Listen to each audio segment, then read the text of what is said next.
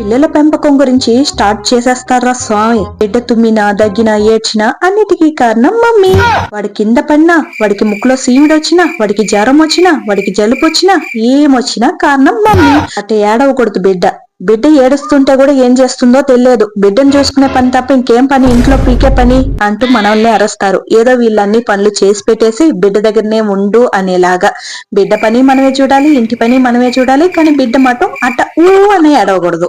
వచ్చేస్తుంది ఎక్కలేని కోపం. వాళ్ళు ఓదారిస్తే ఏమన్నా ఏడుపు నిలపను అని చెప్పేసి ఆ బిడ్డ ఏమన్నా చెప్పిందా? చెయ్యరు. అట్ట పనులంతా చేయరు. ఇలాంటి పనులకంతా అమ్మ కావాలి.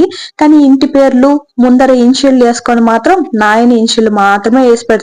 ఎక్కడ ఏ ఒక్కరికైనా అమ్మ ఇన్షియల్ తో బిడ్డకి పేరు పెట్టారా చూడండి? ఉండదు, అస్సలు ఉండదు. వెతక్కండి. మన పేర్లంతా ముందర వేసి పెట్టరు. వాళ్ళ పేర్లే ఉంటుంది, వాళ్ళ ఇంటి పేర్లే ఉంటుంది, మన పేర్లు ఉండవు. మనం ముడ్డి కడగను, సీములు సిందను మాత్రమే మనం అన్నమాట.